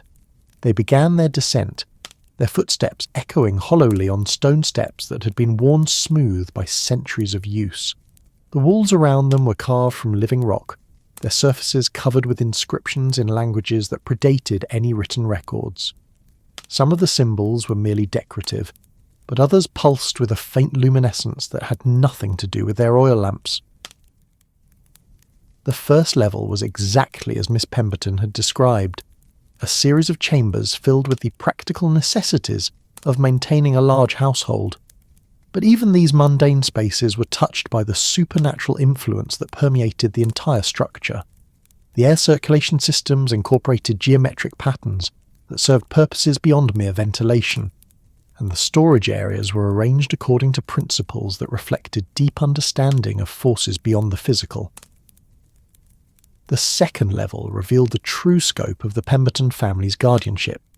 Room after room was filled with carefully preserved documents, artifacts, and instruments that chronicled their long struggle to contain powers beyond human comprehension.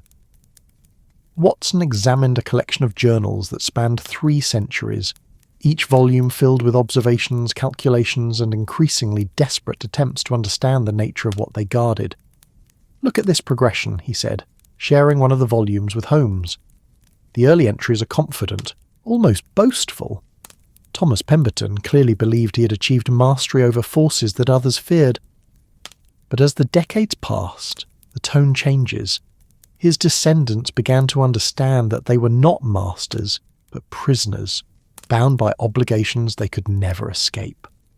Holmes nodded grimly, examining a case filled with instruments whose purpose was clearly supernatural rather than scientific. Each generation learned more about the true nature of their burden, and each generation realized more fully the price of their ancestors' bargain. They were not guardians by choice, but by compulsion, trapped in a cycle of responsibility that could never be broken. Miss Pemberton had moved to a desk at the far end of the archive room, her face pale with shock. "Gentlemen," she called softly, her voice tight with dismay, "you must see this." They joined her at the desk, where she had opened what appeared to be the most recent volume in the family chronicle. The handwriting was that of an elderly woman, clearly Miss Pemberton's grandmother, but the words recorded there painted a picture of growing desperation and approaching catastrophe. "The binding weakens with each passing year," Holmes read aloud from the open page. "The rituals that sustained it for 3 centuries are losing their power, and I lack the knowledge to strengthen them. My granddaughter shows no aptitude for the work, no understanding of the sacrifices that guardianship requires. I fear that when I am gone, the family's watch will end, and with it, the protection that has kept humanity safe from horrors beyond imagination." Watson pointed to an entry dated just weeks before the old woman's death. "The dreams have begun again, more vivid than ever before. I see vast spaces beneath the earth, filled with forms that violate every law of nature and sanity. They are aware of my failing strength, aware that their time of freedom approaches. God help us all when the last Pemberton guardian fails in her duty." A sound from deeper in the complex made all 3 of them look up from the journal, not the whisper they had heard above, but something more substantial, more immediate. It was the sound of stone grinding against stone, of ancient mechanisms engaging without human activation, of barriers that had held for centuries beginning to give way. Miss Pemberton's lamp flickered and nearly went out, though there was no breeze in the still air of the archive. "The third level," she whispered, her voice barely audible. "Something is happening in the binding chamber." Holmes extinguished his own lamp and moved toward the staircase that led deeper into the rock. Even without artificial light, they could see a glow emanating from the lowest level, not the warm yellow of flame or the cool white of gas, but something that seemed to originate from the stone itself, a phosphorescence that made their eyes water and their skin crawl. "Whatever is occurring down there," Holmes said quietly, "it represents the culmination of the process that began with your grandmother's death.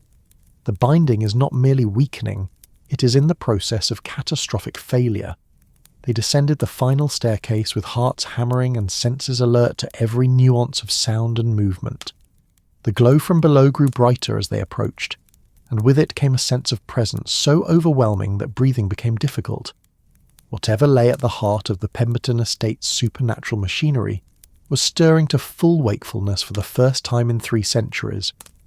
The third level opened into a circular chamber carved from solid bedrock, its domed ceiling rising high above their heads and covered with intricate patterns that seemed to move and shift in the strange light that filled the space. The walls were lined with alcoves, each containing artifacts and instruments whose purpose was clearly ritual rather than practical. At the centre of the chamber stood a complex arrangement of stone circles and metal framework that hummed with barely contained energy. But it was not the architecture that captured their attention. It was the figure that stood at the very centre of the binding circle. It was tall, far taller than any human being, its form shifting and changing as if it could not decide what shape to take. Sometimes it appeared almost human, though stretched and distorted beyond any natural proportion. At other moments, it seemed to be composed entirely of shadow and malice, a darkness so profound it seemed to absorb light from the surrounding space, and occasionally, just for an instant, it revealed glimpses of its true nature, something so alien and horrifying that the human mind simply refused to process what it was seeing. When it spoke, its voice came from everywhere and nowhere, resonating through the stone walls and the very bones of the 3 humans who witnessed its awakening. The words were in a language that predated human speech, but somehow their meaning was clear, transmitted directly into their consciousness without the need for translation. 3 centuries, it said, its voice carrying undertones of vast patience and limitless hunger. 3 centuries of imprisonment, of binding, of enforced slumber. But now the bloodline weakens, the rituals fail, and the barriers crumble. The time of freedom has come at last. Miss Pemberton stepped forward, her fear overridden by the weight of 3 centuries of family responsibility. "You are bound by agreements made in darkness and sealed with blood," she said, her voice shaking but determined. "The Pemberton line continues, and with it, our obligation to maintain your imprisonment." The entity turned its attention to her, and even Holmes, brave as he was, took an involuntary step backward as that alien regard focused on the young woman. "The bloodline continues," it agreed, "but the knowledge dies. The rituals lose their power, the binding weakens, the prison walls grow thin. Your grandmother was the last to understand the true nature of the compact. You are but a pale echo of her strength." It gestured toward the complex arrangement of stone and metal that surrounded it, and they could see that the intricate patterns were indeed failing. Lights that should have burned steadily were flickering and dying. Metal components were corroding even as they watched. The geometric perfection that had contained supernatural forces for 3 centuries was dissolving into chaos. "But even as freedom approaches," the entity continued, "I find myself curious about these companions you have brought to witness my awakening. They carry with them the scent of recent contact with the supernatural, the mark of those who have walked between worlds and emerged unchanged." Its attention shifted to Holmes and Watson, and both men felt the terrible weight of that ancient intelligence examining them with interest that was both calculating and predatory. "You are the ones who freed the woman called Sarah from her torment. who destroyed the work of the one called Blackwood. Interesting. Very interesting indeed. Holmes stepped forward, his analytical mind working furiously to understand the connections the entity was revealing. You know of our encounter with the spirits at 221B Baker Street. I know of all supernatural manifestations within the boundaries of this realm, the entity replied with what might have been amusement. The woman Sarah was once bound to serve as my agent, just as Blackwood served as my instrument.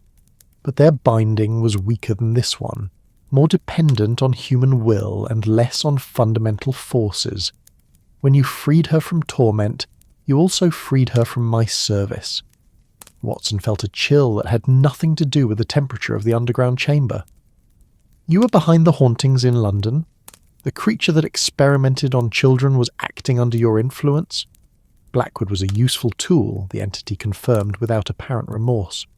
His appetites aligned with my needs. His knowledge served my purposes. Through him, I gathered the fear and suffering that helped to weaken the barriers between worlds, that brought closer the day of my freedom. Miss Pemberton had gone pale as the full scope of the threat became clear. The missing children, the unexplained disappearances, they were all connected to this place, to the weakening of the binding that holds you. Fear is power, the entity explained with patient condescension. Suffering is energy that can be harvested and directed. For 3 centuries, I have been gathering such energy from across this island, storing it, concentrating it, preparing for the moment when the Pemberton binding would finally fail. The chamber shook suddenly, a vibration that seemed to originate from deep within the earth itself. Dust and small stones fell from the ceiling, and the failing machinery that surrounded the entity sparked and hissed as more components overloaded and died. The moment approaches, the entity said, its voice now carrying harmonics that made their teeth ache and their vision blur. Soon the last restraints will fail, and I will be free to walk among the living, to gather followers, to reshape this world according to my will. Holmes had been studying the failing binding apparatus with the focused intensity he brought to all mechanical puzzles. The system is designed to channel and contain supernatural energy through geometric resonance, he said, thinking aloud. If the power source could be redirected, if the flow patterns could be reversed. Impossible, the entity interrupted, though for the first time its voice held a note of what might have been uncertainty. The binding was created by Thomas Pemberton using knowledge I myself provided. No human mind could comprehend its true structure, much less find a way to repair or modify it. But Holmes was already moving, his hands tracing the patterns in the stone walls, his keen eyes following the intricate pathways that channeled power through the chamber. Watson had seen that expression before, the look of absolute concentration that marked his friend's moments of greatest insight. Thomas Pemberton was brilliant, Holmes said, his voice distant with concentration, but he was also human, limited by the constraints of 17th century natural philosophy. He built his binding according to principles you taught him, but he implemented those principles using the tools and methods of his era. Holmes paused beside a section of wall where the geometric patterns seemed to converge, his fingers finding hidden switches and levers that had been concealed within the stone carving. What he could not know, what you perhaps did not anticipate, was how much human understanding would advance in the centuries following his work. The principles remained constant, but the applications, the chamber filled with a sound like reality itself, screaming as Holmes manipulated controls that had not been touched for 300 years. The failing apparatus suddenly blazed with renewed power, its lights burning brighter than they ever had, its geometric patterns beginning to reshape themselves according to new configurations. The entity's form wavered and began to solidify, no longer shifting between shapes but locking into a single, terrifying aspect of its true nature. "What are you doing?" it demanded, its voice now carrying notes of genuine alarm. "The binding cannot be strengthened. The knowledge died with the bloodline." "The knowledge evolved," Holmes replied calmly, his hands working with the precision of a master craftsman. "What Thomas Pemberton accomplished through ritual and superstition, we can achieve through understanding and applied science." The supernatural follows laws just as rigid as those governing the physical world. They are simply laws that humanity is only beginning to comprehend. Miss Pemberton watched in amazement as the chamber around them began to transform. The failing machinery was rebuilding itself, its components reshaping according to new principles that combined ancient wisdom with modern understanding. The geometric patterns on the walls shifted and flowed, creating new configurations that pulsed with renewed power. "Watson," Holmes called out, his voice strained with the effort of maintaining control over forces beyond normal comprehension. "The journals in the archive above. There should be detailed records of the original binding ritual. I need those specifications to complete the reconfiguration." Watson ran toward the staircase without hesitation, leaving Holmes and Miss Pemberton alone with the increasingly frantic entity. As he climbed toward the archive level, he could hear the creature's voice rising to a shriek of rage and desperation, its promises of power and knowledge giving way to threats and curses. The archive chamber seemed blessedly normal after the supernatural chaos below, and Watson quickly located the volumes Holmes needed. Thomas Pemberton's original notes on the creation of the binding, written in a careful hand that revealed both brilliance and madness. He gathered the crucial documents and raced back toward the depths, his medical training allowing him to maintain steady nerves even as the building shook around him. When he reached the binding chamber, he found Holmes standing within the stone circles themselves, his hands moving in patterns that seemed to channel the supernatural energies flowing through the room. Miss Pemberton stood guard at the chamber's entrance, her face pale but determined, holding a lantern whose light now seemed unnecessary in the blazing illumination that filled the space. "The specifications," Holmes called out, and Watson quickly read aloud the crucial passages from Thomas Pemberton's journal. As each element of the original binding was described, Holmes incorporated it into his new design, weaving together 3 centuries of accumulated knowledge with insights that could only have come from direct experience with supernatural forces. The entity fought against the renewed binding with desperate fury, its form lashing out in ways that defied physical laws, striking at the stone walls and metal framework with power that should have shattered both. But the new configuration held, its geometric patterns shifting and adapting to contain whatever force was brought against them. "You cannot imprison me forever," the entity shrieked, its voice now barely recognizable as communication. "Other servants work my will in distant places. Other bindings weaken as this one once did. I will have my freedom, if not today then in decades to come." Holmes completed the final adjustments to the binding apparatus, his hands steady despite the supernatural storm raging around him. "Perhaps," he said quietly, his voice carrying absolute conviction. "But not today. And when future bindings begin to fail, there will be others who understand what must be done. Others who have learned that knowledge and courage can triumph over any darkness." The entity's form began to fade as the renewed binding took full effect, its outline becoming translucent and insubstantial. Its voice, too, grew fainter, though the malevolence in its tone remained undimmed. "This is not victory," it whispered, as it sank back into the depths from which it had risen. "This is merely a delay. The dark tide rises across the world, and no force can hold it back forever," and then it was gone, leaving behind only the gentle hum of supernatural machinery, operating according to principles that bridge the gap between ancient wisdom and modern understanding. The chamber gradually returned to normal illumination, though the geometric patterns on the walls continued to pulse with a steady rhythm that spoke of power held in perfect balance. Miss Pemberton sank into a chair that someone, perhaps Thomas Pemberton himself, had placed in the chamber centuries ago for the use of future guardians. "Is it over?" she asked, her voice barely above a whisper. Holmes emerged from the binding circle, his clothing dishevelled but his expression calm. "For now," he said simply, "the binding will hold for another century at least, perhaps longer." But the entity spoke truth about the nature of the threat. This is not an isolated phenomenon. Across the world, ancient evils are stirring, testing the barriers that contain them. Watson helped Miss Pemberton to her feet, his medical training alerting him to signs of shock and exhaustion that needed attention. "Then our work is far from finished," he observed. "Indeed," Holmes agreed, his keen eyes already examining the renewed binding apparatus with the satisfaction of a craftsman who had achieved perfect function. "But we have learned something invaluable today. We have discovered that the old knowledge need not die with the bloodlines that preserved it. It can be passed on, adapted, improved upon by each generation that faces the darkness."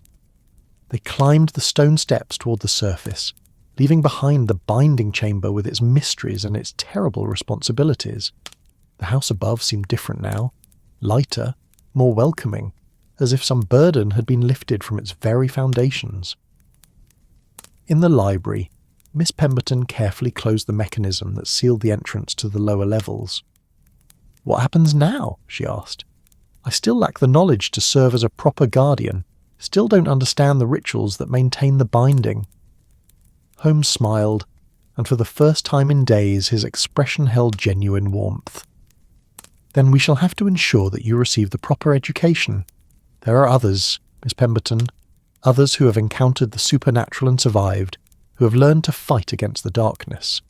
A network of guardians is forming, bound not by blood but by shared purpose and mutual understanding."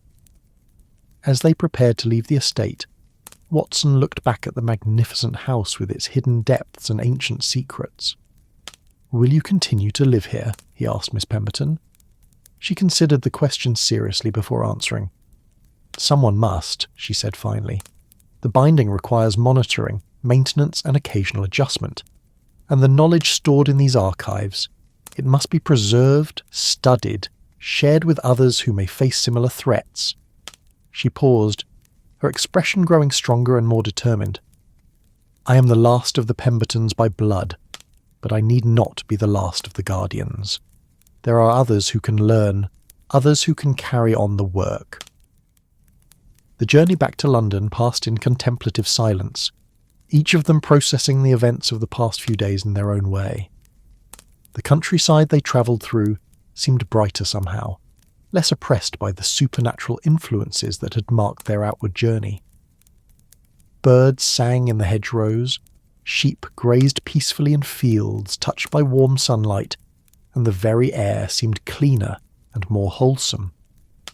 When their train finally pulled into London's smoky embrace, both Holmes and Watson felt a profound sense of homecoming. The familiar sights and sounds of their beloved city, the clip-clop of horses on cobblestones, the calls of street vendors, the warm glow of gas lamps beginning to flicker on as evening approached, all seemed precious and wonderful after their encounter with forces beyond human comprehension.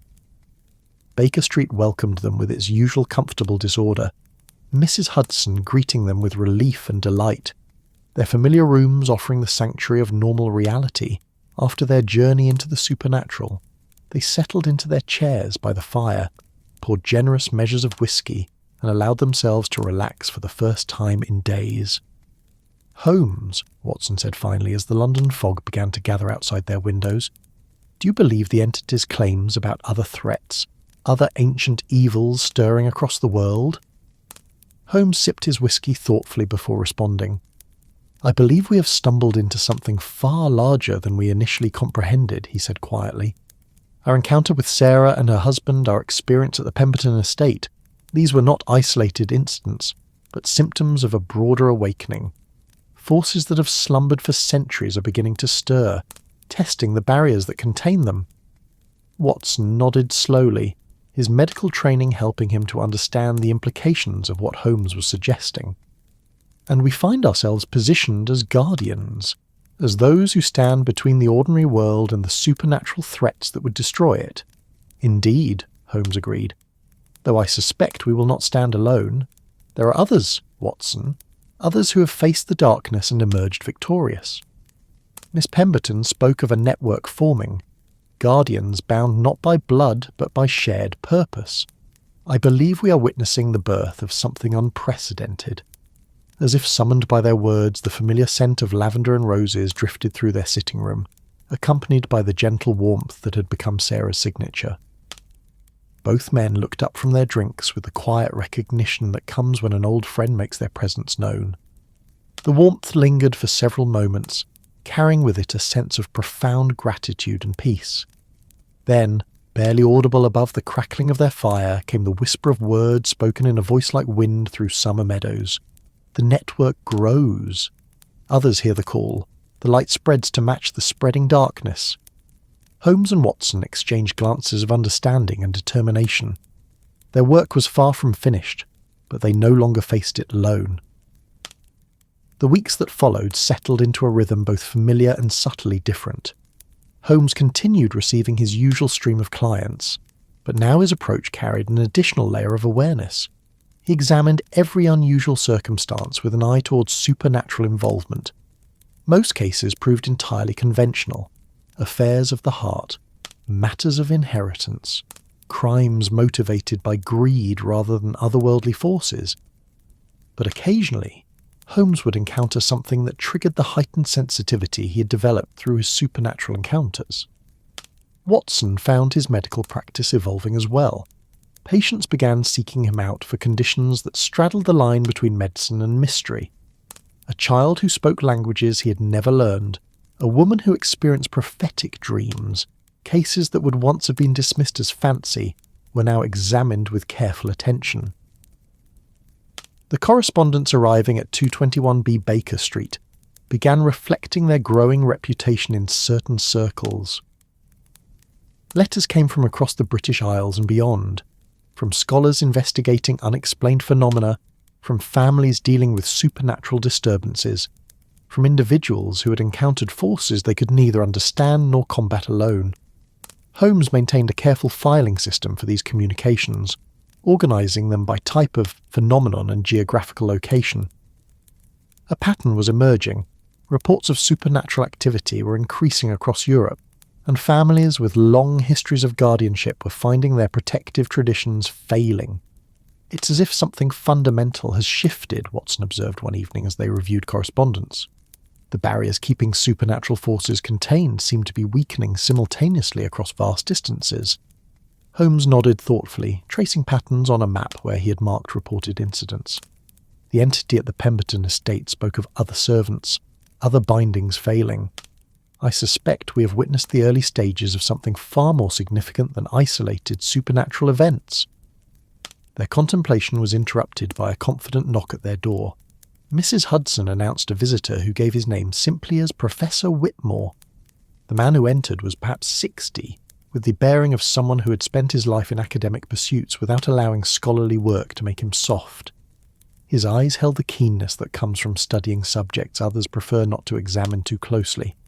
"Gentlemen," he said, settling into their offered chair with easy confidence, "I come because your recent activities have attracted the attention of certain interested parties. There are those of us who have been watching the signs, tracking patterns, preparing for eventualities we hoped would never come to pass." Holmes leaned forward, his attention fully engaged. "You speak of our encounters with supernatural phenomena. May I ask how you came by such information?" Professor Whitmore smiled without humour. "Mr. Holmes, there are networks within networks in this world, circles of knowledge that operate parallel to conventional society. For 3 centuries, scholars and guardians have maintained communication about matters the general population would find incomprehensible or terrifying." He withdrew a leather portfolio from his case. "What you and Dr. Watson have experienced has marked you as individuals of significant importance to our community." Watson examined the portfolio's contents. "These reports span decades, supernatural incidents from across Europe, some remarkably similar to what we experienced." "The pattern has been building for years," Professor Whitmore confirmed, "but recent events suggest we are approaching a critical juncture. The old families who have served as guardians are dying out or losing necessary knowledge. Ancient sites stable for centuries are showing signs of disturbance. Entities that have been contained are stirring to new activity." Holmes moved to the window, examining the familiar street as if searching for hidden dangers. "You believe the barriers between our world and whatever lies beyond are failing systematically. I believe humanity is about to face challenges held at bay since the dawn of civilization. and I believe individuals like yourselves represent our best hope of meeting those challenges successfully." The professor opened another section of his portfolio, revealing maps and correspondence that painted a picture of international cooperation among those dealing with supernatural phenomena.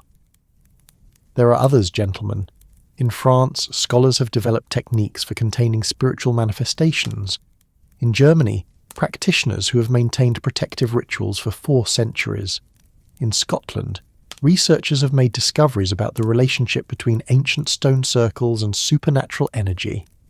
Watson looked up gravely.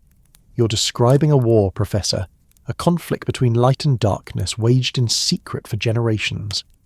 And now that war is entering a new phase," Holmes added. "The enemy grows stronger, while our side must organise more effectively or face defeat." Professor Whitmore nodded solemnly. "Which brings me to my purpose. We need coordination, shared knowledge, unified responses to threats spanning continents. We need leaders." "What exactly are you proposing?" Holmes asked. "A congress, a gathering of all those with knowledge of supernatural threats and skills to combat them. Not a secret society, but a practical association dedicated to protecting humanity from forces it cannot imagine." He leaned forward earnestly. "Mr. Holmes, your analytical abilities and proven success make you uniquely qualified to coordinate such efforts. Dr. Watson, your medical knowledge and gift for communication would be invaluable." Watson set down the portfolio. "You're asking us to abandon our comfortable lives, to take on global responsibilities." "I'm asking you to expand your current work," Professor Whitmore corrected gently. "You would have resources, assistance, and coordinated support. More importantly, you would be part of a larger effort no individual can face alone." Holmes returned to his chair thoughtfully. The fog gathering outside seemed less comforting, and more like a concealing veil hiding supernatural threats. "The entity spoke of servants working its will in distant places," Holmes mused. "If such coordination exists on the side of darkness, logic demands the forces of light organise similarly." Professor Whitmore smiled genuinely for the first time. "Then you will consider our proposal?" Holmes and Watson exchanged a long look, weighing their love of comfortable routine against their understanding of threats facing the world. "Professor," Holmes said finally, "we need time to consider the implications. But we are intrigued by joining forces with others who share our commitment to defending against supernatural threats." Watson nodded. "Our experience has taught us that evil must be opposed. If others share that understanding, we should explore working together more effectively." Professor Whitmore rose, gathering his documents with satisfaction. "Then I leave you to your deliberations, but do not deliberate too long. Whatever is coming will arrive sooner rather than later." As the professor's footsteps faded, Holmes and Watson sat in contemplative silence. Their sitting room's familiar comfort seemed suddenly fragile. "We stand at a crossroads," Holmes said quietly. "We can continue addressing local threats, or accept a larger role in what appears to be a global conflict." Watson poured fresh whiskey thoughtfully. "The question is whether we can make a meaningful difference in a struggle ongoing for centuries." As if responding to their uncertainty, the familiar scent of lavender and roses filled the air, accompanied by Sarah's gentle presence. This time her manifestation was clearer than ever. She stood beside the fireplace, radiant with inner light. "You have already made a difference," she said, her voice like distant music. "The children who sleep safely, the ancient evil contained, the knowledge preserved, these are fruits of courage and compassion working together." She moved closer, and they felt the peace surrounding her. "But the work is far from finished. Dark forces gather strength, and they will not be contained by isolated heroism. The light must organise as the darkness is organised." Holmes rose, drawn by the certainty in her voice. "You believe we should accept the proposal?" Sarah's smile was radiant with transcendent love and hope. "Trust in the bonds of friendship and shared purpose that have brought you this far. When good stands together, when knowledge is shared and courage multiplied, no darkness can withstand the light." Her form began to fade peacefully, like sunset over calm waters. "You will not be alone. Others will stand with you, as I will continue watching over you."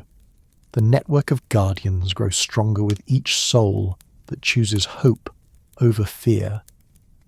Then she was gone, leaving only the scent of flowers and the profound sense they had received a blessing on their chosen path. Watson raised his glass quietly. To new beginnings, then, and to the hope that light will always push back the darkness. Holmes raised his own glass with calm determination. To the network of guardians, and to understanding that some responsibilities transcend personal comfort. Outside, the fog continued gathering, but now it seemed less ominous, and more like London's natural evening rhythm. The gas lamps glowed warmly in the mist, creating pools of light connecting one to another in an unbroken chain through familiar streets.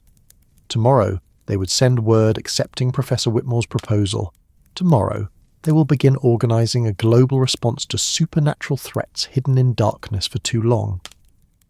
But tonight, they sat by their fire in comfortable silence, surrounded by peace that comes from knowing one's purpose and having courage to pursue it. The fog rolled through London like a living thing, soft and grey and patient, carrying not menace but gentle promise of mysteries yet to be solved, adventures yet to be shared, of a world made safer by those willing to stand guard against darkness.